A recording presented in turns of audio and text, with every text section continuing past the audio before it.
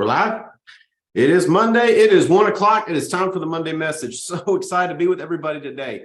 And last week was incredible. Getting to be out on the road. Was in Detroit on Monday. Was in Dallas Tuesday. Let me tell you something. Dallas is about to take off. Like take off big. So if you're not recruiting in Dallas, this would be the time to start. I'm just telling you, this would be the time to start. I'm just telling you, get in on this, man. So me, Brandon Manley, and the Leventoviches are all in on Dallas. We are going to make sure there are 2 hot spots every single month, with one of us taking the lead and making it happen. So Dallas. Let me tell you this: like if you can't recruit in Dallas, I just go, how? I'm struggling to understand that. Just show them a picture of the Dallas skyline. Be like, yeah, that one right there, that's us. That's us. I'm just telling you, Dallas is going to be massive. There was at Fort Lauderdale on Thursday. Good stuff going on there as well. Guys, now is the time to recruit harder than you have ever recruited before. I'm just telling you, we got family reunion coming up. We've got just a little space of time between now and then. Who can you get to family reunion? Who can you get there? How many more can you get there? Whatever we've got, that's what we're going to have to work with the rest of the year. And you say, well, we're going to keep recruiting after that. Yeah, 100%. But that's the base that we're building off of. That's why recruiting this week, next week, and the week after are vital. Would you try and get a brand new person to family reunion? Absolutely. If I care about them, I will make sure that I get them to family reunion. Why? Because if I get them there, I know their chances of success are going to skyrocket. Let me tell you something. The content is going to be intense. I explain it this way when I'm on the road, right? Information, inspiration. That's what you need. You need the mixture of the two to make big moves in life. That's what we got going on in Miami, Florida at our family reunion. So if I care about someone, I'm going to make sure I'd lay it all on the field to get them there. But here's what I want to talk about today. Whether it's trying to get someone to an event, or trying to make a sale, or trying to get a referral, or trying to recruit someone in this business, if you and I don't make a point land, in other words, the point we're trying to make, if we don't make that land, our chances of getting movement go down to nothing. At that, you're just dependent upon good fortune, or they were going to do it anyways. So what I'm going to share with you today are 7 powerful things that will help you and I make our points land more. All right, let's get started with our leaderboards from last week. From the week that was, all producers over 1,000. You've got Sana Elkamari, Kalanji Ntambwe, Loretta Lang, Sabrina Floyd, Nick Greco, Alfonso Bell, Jennifer Midgley. I threw a couple apps in there last week before I traveled.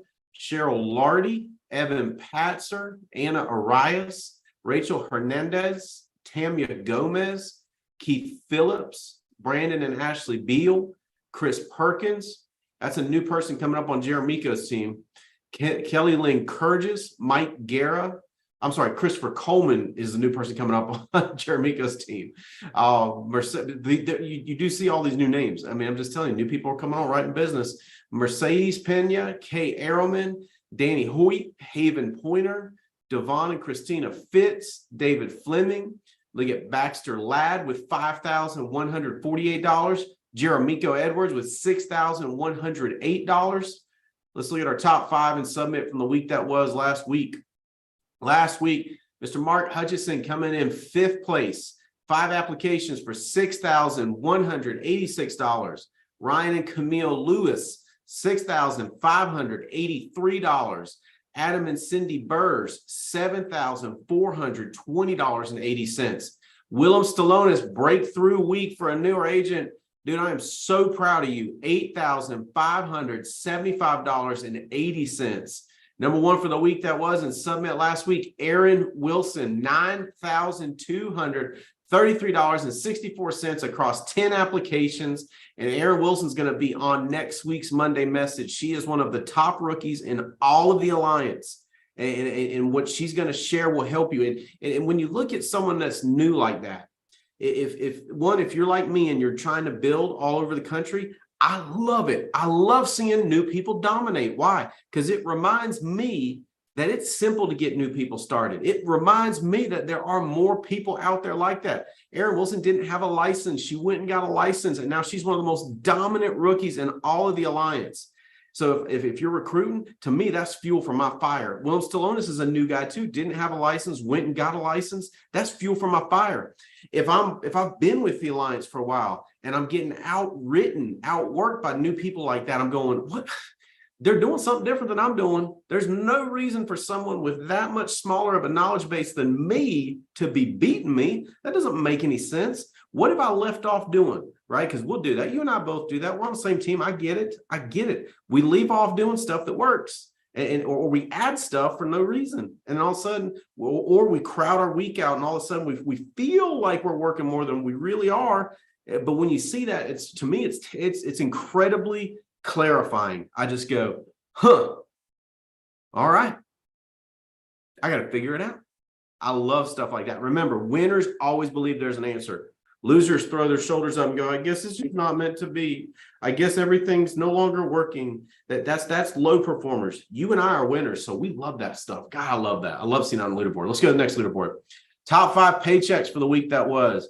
Mike Guerra getting $5,500.85 deposited last week. Seth and Adina Decker, you've been seeing their submit numbers going in, deposited last week $6,128.51. That is so awesome. Nick Greco deposited just short of $7,000 last week alone, deposited $6,989.26. Omar Smith here in the office. He is going full-time in the field July the 1st. People say, is he still going to teach those classes? Yeah, he's still going to teach the classes. He's still going to do that because he's so good at it. I mean, we got new people writing in the base shop. Like, we got just a lot of those new names you're seeing, those are people in the base shop. We're getting them writing here. And Omar is going to be transitioning to the field. We're adding some more help. We're going to keep this thing growing. I'm proud of you, Omar. But last week alone, he deposited $7,193.88 on top of his salary. I love it when agents are out there getting it done. Number 1 paycheck for the week that was last week, Mr. Mark Hutchison, $7,346.26 deposited last week. Month to date issue paid. Let's look at how it's shaken up here. Number 10 so far, and this is through last Wednesday. Evan Patzer sitting in the 10 spot. Out in front of them, or out in front of him, Adam and Cindy Burrs, Denitris Foster, and Bill Soto. If one of you guys will pronounce me or text me a pronunciation key, I want to make sure I'm saying the name right. $14,326.79 so far in issue paid. Omar Smith sitting in the number 7. He's going into the field full time with momentum. I love it. Aaron Wilson out in front of him. Jeremico Edwards edging out Aaron. David Helgeson in the 4 spot right now. Brandon and Ashley Beal in the number 3 spot. Then you see Mr. Hutchison up there at $18,401.73. And number 1 so far, month to date, Sabrina Floyd, $28,742.61. Way to go, Sabrina. I'm so proud of you. We got to get you back on this call. I'm telling you what, if you need some energy, Sabrina's one of those people, you just hear her for about 2 minutes. You'll be good to go for the next 3 weeks. I'm just telling you. All right, year-to-date issue paid, the numbers continue to come in. People continue to move around. Remember, this is from last Wednesday. Every time we show this, someone will text me afterwards like, hey, I just got a big policy issued on Monday. What is it? Because issue paid is always, it's lagging behind. It's a lag measure, right? We talk about that in our base shop and our staff meetings. We talk about lead measures and lag measures. The issue paid is a lag measure. All right, which don't get me wrong, you need them both. Mimi Ramiro in number 9. She's got some big stuff brewing. She's gonna make a jump this month. I'm just telling you, just watch her jump. She's got stuff that's like right at that, getting ready to tick over to issue paid, and it's gonna be like boom. You'll be like, whoa, I just got smoked by Mimi. David Fleming at number 8. Jennifer Midgley at number 7. The aforementioned Aaron Wilson, one of the top rookies in all of the Alliance. Again, if I'm looking up at her, I'm going, what is she doing that I'm not doing? What did I start doing that I didn't used to do? What did I stop doing that I used to do? Very powerful questions. Adam and Cindy Burrs, number 5. Jeremico Edwards. You see these jumps get bigger here. Number 4, Mike Garrett, number 3. Mark Hutchison, number 2. And number 1, still currently year to date through last Wednesday would be me in personal production. Recruiting last week, all with one direct completed fast track. Brandy Blankenship, she's getting ready to go full time. Brandon and Ashley Beal, Lilith Borzotra, Gavin Stradley, and then leading the way with contracts last week. The base shop here had 3 direct contracts last week. Guys, I'm telling you, this is the leaderboard you got to get your name on and get your name towards the top, because I'm telling you that recruiting drives production. It is not the other way around. People set a big goal for their team and they'll be like, here's my goal. And they're like, we better look back at the previous 6 months of recruiting, because if there's not waves of people coming in, it's going to be hard to make big moves. Recruiting drives production. Write that down. That is as true as gravity. All right, let's go next. I think it's family reunion. Yep. Just your weekly family reunion minder. I'm just telling you guys, the more you have, this is going to be an epic family reunion. I mean, there's so much stuff going on around this family reunion. I was talking with Soto week before. They're doing a big yacht party. They're doing a penthouse party. Gara and Hutchin and Grego and them doing one. I'm just telling. This is going to be an epic event. I've got more new wit coming to this event than I've had at previous events in I don't know how long. I'm just telling you, I am all in on getting new wit there, getting new depth there. This is an all hands on deck. We've got a very short time left to blow up our numbers. So let's get people there. One of the questions I had last week on the road was, now, does someone have to be licensed to go? I'm like, no, it's even better if they're not licensed, I think, right? Fresh slate, right? Fresh canvas. We can paint something. I'm telling you, family reunion, vital, vital, vital. All right, let's get into our content for today. How to make a point land. When you see a top producer and then you see a lower producer, this is one of the big differences. Top producers, top recruiters, they know how to make a point land. In other words, they make a point, the person takes it, accepts it, and there's been a change that has happened. Remember, what we get paid to do is to create change, to create movement.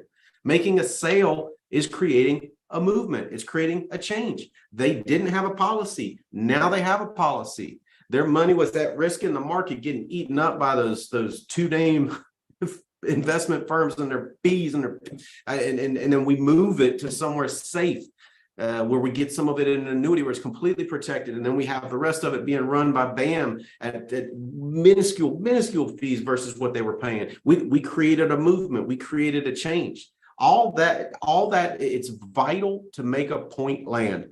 Think about great speakers. The great speakers, when a great speaker gives a talk, what do you walk away with? Do you walk away with 30 minutes of content? I remember everything they said for 30 minutes. No, your brain can't do that. My brain can't do that. What do you walk away with? You're like, bro, when he said this, that hit me right between the eyes. Dude, when she said that, I was like, oh, that's exactly what I needed to hear. I was missing that piece. Think about it. And then when someone's kind of a blasé speaker, what do you walk away with? What'd you walk away with? I can't remember what was their talk about? What were they talking about? I can't remember. I think it was something like, that's a terrible talk. That's a terrible sales presentation. That's a terrible phone call. That makes sense. Think about family reunion. Think about A View from the Edge. Think about what you took away from the great speakers. Boom, this one thing, these two things. I remember exactly where I was standing when they said this. See, that's what highly effective people do. People that are lowly effective, people that don't get much done, people walk away with a bunch of white noise, wandering generalities. Nothing specific, nothing that you could take away, nothing actionable. And we've all sat through maybe a talk like that at an event where we're just like, I don't remember anything they said. What's the difference? It's the ability to make a point land.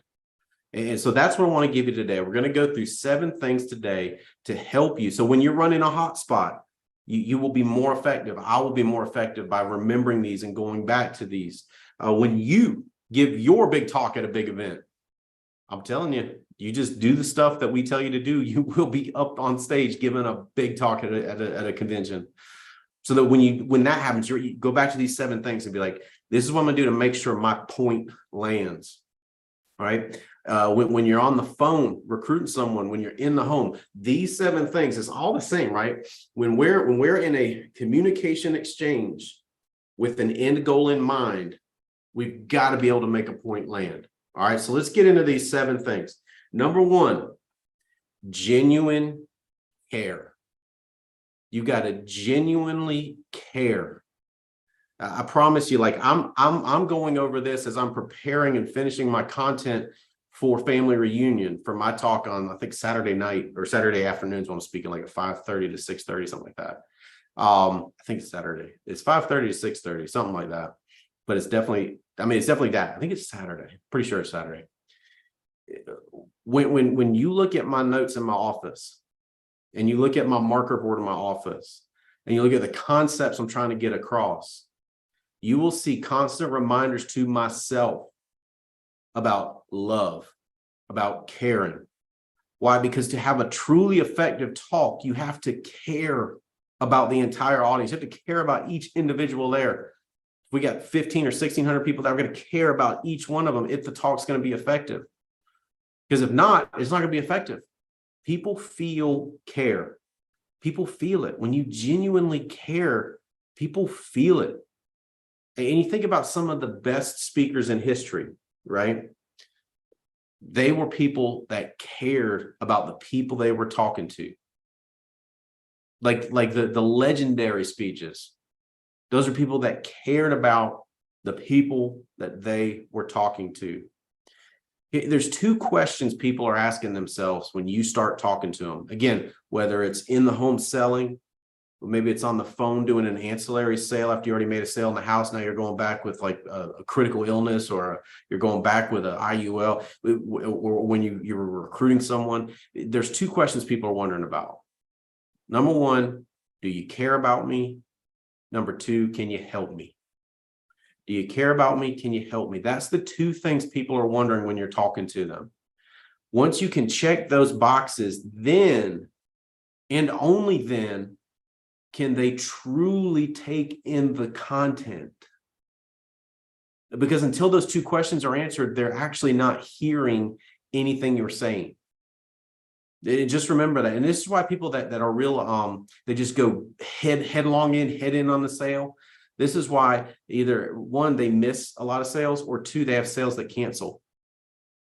People with low persistency, it's because the people those questions never got answered. And so even if they cut a check because they knew logically that they needed to buy life insurance, they never felt cared for. And that's why the policy falls off the books.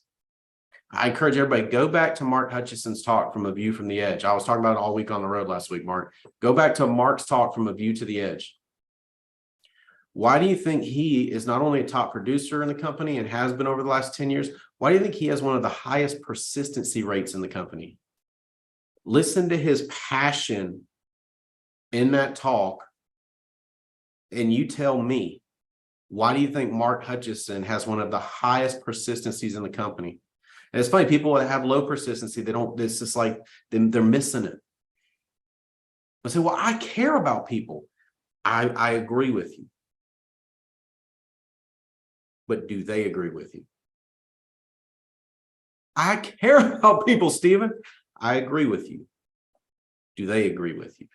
Because until they agree with you, it's the same as you not caring. It's the same as me not caring. Until they agree with me that I care about them, it's the same as me not caring to them. Perception is reality. Everybody's perception is what constitutes their reality. So until they can answer those 2 questions, do you care about me and can you help me? They don't hear anything else you and I say. They don't hear a single word. It's no different than parenting, especially when you're trying to make a correction in behavior with your kids. Until those 2 questions are answered, your children will not take in any of the information you're laying out to them. That's why scoldy parents, hopefully you weren't raised by scoldy parents. I see scoldy parents all the time. There's scoldy, scold. right? Right? Pushy diatribe, pushy diatribe, pushy diatribe. That's why they're so ineffective as parents, because they never answer those two questions in their kid's mind. It's no different than sales. Remember, parenting, selling, it's all the same. Making your point land. And so if you struggle to make points land in the past, typically it's this first thing that I'm talking about. That's why I'm hammering it. That's why I'm beating it to death. I'll beat it to death, hold it up again, beat it to death again. Why? Because it's that important. Really, nothing else I say after this matters. Because again, when do they start hearing what we're saying? Only after we've answered those two questions. Do you care about me? And can you help me? Once they answer those questions, then they start listening. Here's the other thing too. Emotionally mature people can make people of all kinds of backgrounds feel cared for. Emotionally mature people can make people of all kinds of backgrounds feel cared for. Emotionally immature people can't. Why? Because they spend all their time thinking about what they don't like about people. I don't like this about that person. I don't like this about that person. I don't like this. I don't like this. I don't like this. I don't like this. I don't like this. That's emotionally immature people. Emotionally mature people seek to make connections. Connections only happen after people feel understood. Seek first to understand, right? We've all read that many times. Seek first to understand before trying to make yourself feel understood. If they don't answer those first two questions, nothing else matters. In fact, if they don't answer those first two questions, you might as well hang up and get a fresh start on someone else, because they're not going to hear anything else that you and I try and tell them until they know you and me care about them and can help them. All right, number 2, use powerful phrases. Powerful phrases. Let them hear. I'm sorry, powerful pauses. I said phrases, didn't I? All right, start over. Number 2, use powerful pauses. Handwriting wasn't so great on that note. It could be pauses, could be phrases. It's definitely pauses. That's what I meant. Kind of funny this is on a talk about making points land.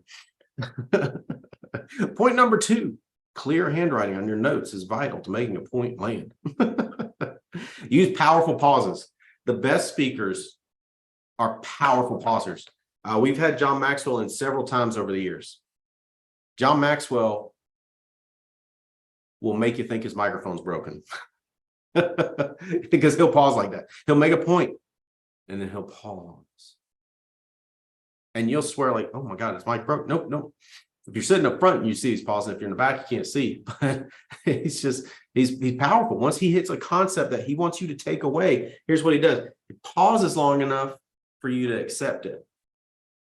Low impact speakers, they just go boom, boom, boom, boom, boom. Why? Because they're super intelligent and they got so much stuff that they need you to hear. And so they're going to tell you all these things. They're going to tell you all these things and tell you this and this and that and this and this and this and that.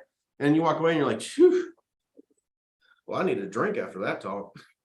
Just got blasted. No different than in sales. Same thing. Remember, same thing. Selling, motivating, recruiting, it's all the same. Parenting, it's all the same. Use powerful pauses. Powerful pauses, here's what it does. It gives time for people to say, yeah, I accept that idea. Or it gives them time to hear what they actually said. This is a coaching thing. When I'm coaching someone that's struggling with sales, they'll say they know they needed it. Here's typically where the producer has missed it. They didn't pause long enough to let them, the client, hear what they just said. Keep in mind, life insurance is about mortality, right? Who likes to think about mortality all the time? We don't, right? We want to live.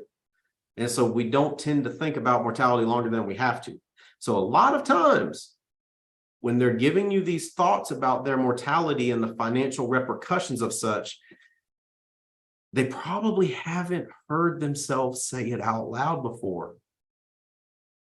That's why powerful pauses, especially after someone says something big, are so vital. Here's the other reason. This ties back into the first point. Powerful pauses let people know you're listening to them. See, when you tell me something, and then I immediately go right back to you.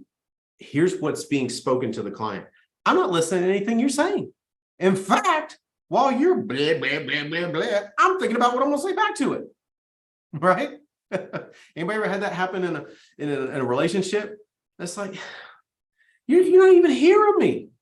You don't even hear what I'm trying to tell you. You're just thinking about what you're going to say back. Right? With all that, how frustrating does that feel?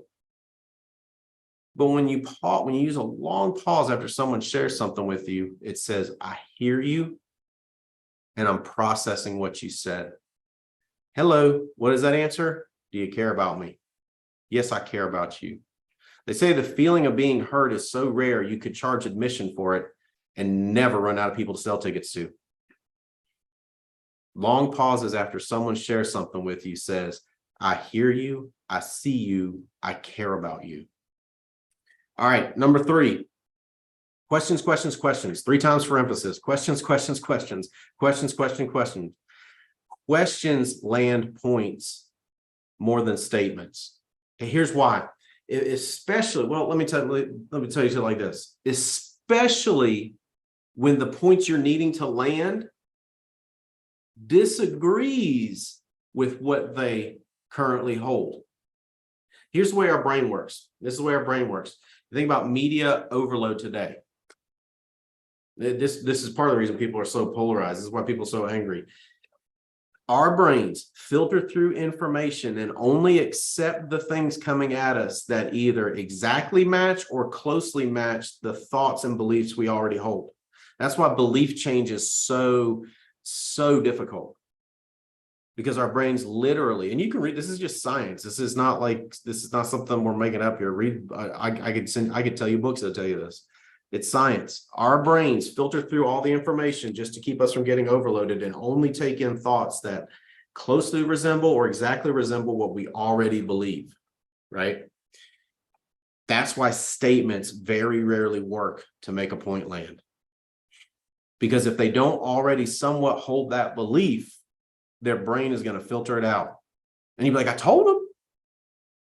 I remember the first time I told that to Handy. They said you'd never told us before. And I was like, I told them. I know I told them. I told them.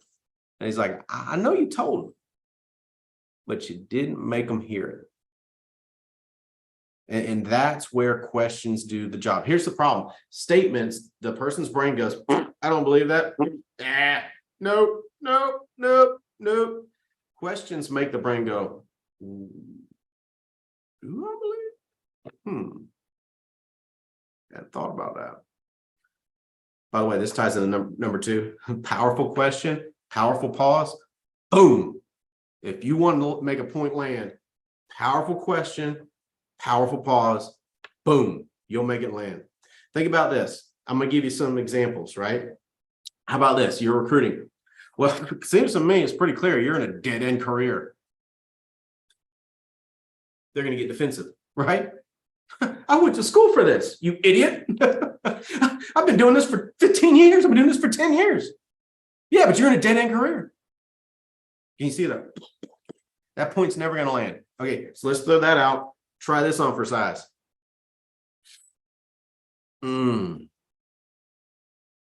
So what you're telling me is you're frustrated about this. Let me ask you,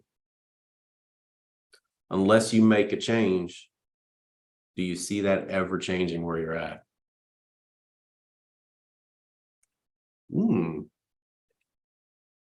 Same points being made. Same points being made. One will land, one's going to get thrown out in the trash. Questions, questions, questions. How about this one? Hey, you're going to lose everything if you don't get this life insurance. Get to signing. Come on, let's go. Let's go. You are going to lose everything if you don't get this life insurance. You're going to put her out on the street, dum-dum. He's going to fight that. How about this? How soon after Bill's funeral are things going to start to really get tough financially for y'all? Same points being made. One's going to land, One's getting thrown out. Use questions. All right, we're running out of time. I got to keep going here. All right, number 4, tap into emotions. Use words and questions that elicit emotional responses. Why? Emotions drive decisions. Every decision we make is driven by an emotion and then backfilled with logic. Now, my logical people out here are going to fight that. You go, huh? All my decisions are logical. I'm a very logical person. I only make logical decisions. I will show you all kinds of proof. Our decisions, the driving point is something emotional in us, and then we backfill it with logic. Well, here's why that makes sense to me. This is why I'm making this decision. Emotion is the driver, though. You can argue with it or not, but I'm just telling you, it's the truth. Emotion drives it, then we backfill with logic. All right, number 5, use the right words. Use the right words. If we don't use the right words, we are going to just spray a bunch of words out there that get nothing done. Let me give you some things here under use the right words. Number 1, less is more. Low performers, that's what they're doing with their words. Trying to fill every space up with words. High performers, way less words. In fact, if you looked at the stenographer, if you had a stenographer in an appointment, following around a low performer for a full week, low performer for a full week, and a high performer for a full week, and then you looked at the stenographer's report and you looked at the word count, the low performer is going to have an insanely high amount of words. The top performer, very small amount of words. And here's the thing: strong words, slower pace equals more power. Strong words plus slower pace equals more power. It's funny too, because sometimes people are like, well, in order to get my point across, I've got to say all this. Let me hit you with this. Think of 2 very powerful speeches in American history and how long they were. How long was Martin Luther King's I Have a Dream speech? Right? Everybody knows that line. I have a dream. And most of us could quote nearly the entire thing. 17 minutes. 17 minutes was it. It was a 17-minute talk. Look it up.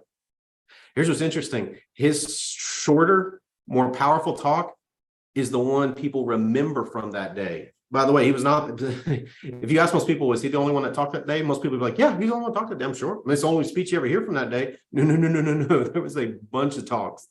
Most of them were way longer. His was in the middle, but it's the one people remember. 17 minutes. I'll give you one more. Gettysburg Address. Just about everybody can recite the Gettysburg Address. If not the whole thing, can definitely recite the first 4 score. And 2 minutes. 2 minutes. I'm just making my point. Powerful words. You use less words, more powerful words, slower pace, more power. All right. Use identity words. Use identity words. That's something I commend you, because that's what great husbands do. That's what great wives do. That's what great fathers do. That's what great mothers do. That's what great grandparents do. Then the decision is part of their identity. Use identity words. That's what I respect the heck out of what y'all are doing here tonight. That's what people of substance do. Man, I respect the heck that you are willing to look outside of what you went to school for. I respect the fact that you're willing to look at big change, because hey, that's what warriors do. I'm a warrior. That's right. Use identity words. Use words people want to be known as. So use that concept together. Use identity words, which are nouns, not verbs. Nouns, not verbs. Use nouns, not verbs, and then use adjectives that people want to be known as. Next point, anchoring questions. So you use an anchoring question. Use your words to do an anchoring question after a concept is starting to be accepted. One of my favorite anchoring concepts, you can write this down. I'm not, it's on the list of do not fly words, do not say words with Holly, because she's like, don't sell me. Does that make sense? That's a fantastic anchoring question. That's those using your words for things like that. Anchoring a thought or a concept once it starts to be accepted. Let me tell you this, ditch the hedges, ditch the fillers. Ditch the hedges, ditch the fillers. You'd be better off to pause when you're trying to make a point than to say, you'd be better off just make that a pause till your brain tells you what to say. Ditch the hedges, ditch the fillers.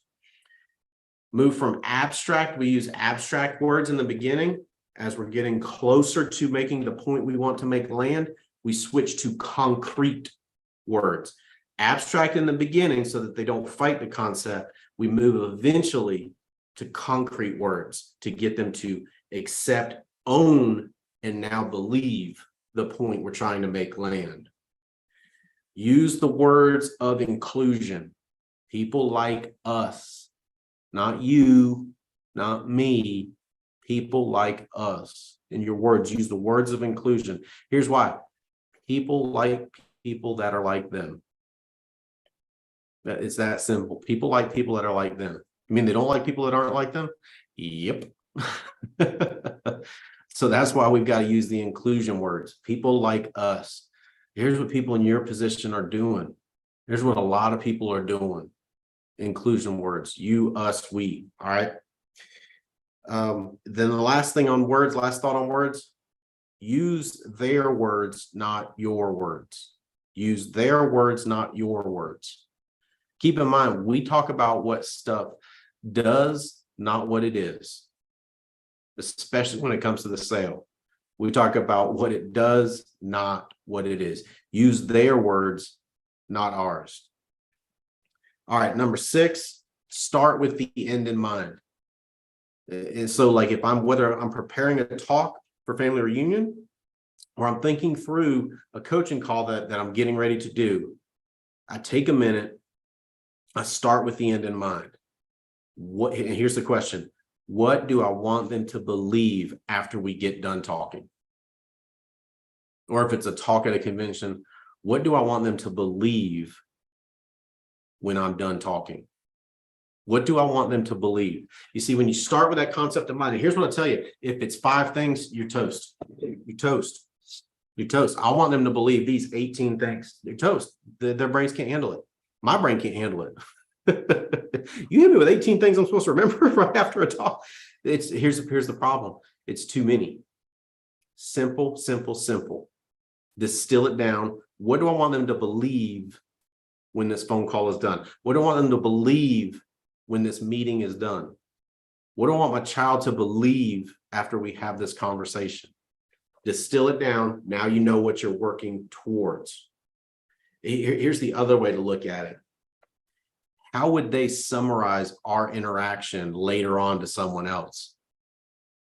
How would they summarize our interaction later on to someone else? Oh, you talked with Soto today? So what did y'all talk about? Well, so you brought this to my attention, and I see that's powerful. That's a point that landed. Oh, you talked to so-and-so today. What did y'all talk about? Yeah, I'm trying to remember. Let's see, what did we talk about? Those are points that didn't land. Make sense? So that's why I start with the end in mind. What do I want them to believe when we're done talking? How would they summarize our conversation later on to someone else? And number 7, I've been doing this all throughout. And if you think back on a lot of things, this is a big one for me. Repetition is a stronger argument than truth. And you say that, well, say that's not true. Truth is the truth. Truth is truth. No. Look at history. Repetition is a stronger argument than truth. So how much more powerful, go back to the beginning. What was point number 1? Genuine care. When you genuinely care and you're trying to move someone in a direction that will help them, using repetition for that truth, that's powerful. So use repetition. Again, think about this. You go back to the previous point 6. What do I want them to take away? That should be repeated several times. Guys, those 7 things I know have helped me tremendously in the past. They help me prepare when I've got to talk at a convention. They help me prepare for my coaching calls. They help me prepare for my sales. When I don't do these 7 things, I'm not as effective. I go, God, Oh, well, I can't get that back. Let's start anew. These 7 things are powerful. I know they'll help you too. Guys, Holly and I love you. We want you to win at a level that you've never won at before. We want the rest of 2023 to set you up for an epic 2024. I know powerful things can happen for you. I know we've got powerful things coming. I'm telling you what, family reunion is, I mean, everything is driving towards that. So come with me. Let's get 2 more people. Let's me and you get 2 more people. Let's me and you get 3 more people, guys. We will have a dominant second half of the year. What we do over these next 3 weeks is everything. Love y'all. Let's get after it.